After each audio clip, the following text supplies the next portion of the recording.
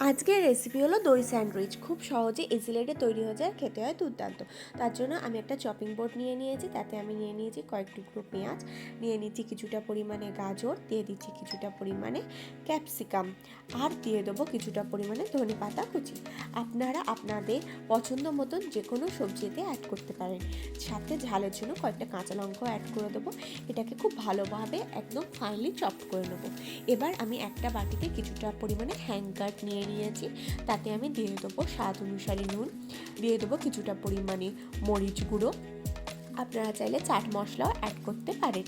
এবার যে সবজিগুলোকে আমি চপ করে রেখেছিলাম সেই সবজিগুলো এতে অ্যাড করে দিচ্ছি। সবজিগুলো অ্যাড করে দিয়ে এই দইয়ের সাথে খুব ভালোভাবে মিশিয়ে নেবো। এটা খুব সহজে তৈরি হয়ে যায়। সন্ধ্যার টিফিন, এমনকি সকালে বাচ্চাদের স্কুলের টিফিন বা ব্রেকফাস্টও আপনারা এটা ইজিলি বানিয়ে নিতে পারবেন। মাত্র 5 মিনিটে তৈরি হয়ে যাবে।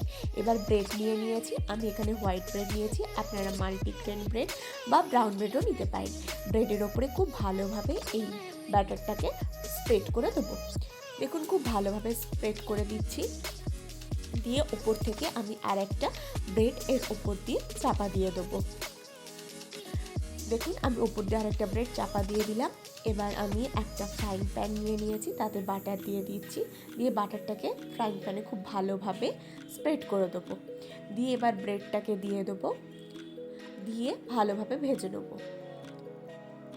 একদিকটা ভাজা হয়ে গেলে উল্টে দেবো, দিয়ে অপর পাশটাকে ভেজে নেবো।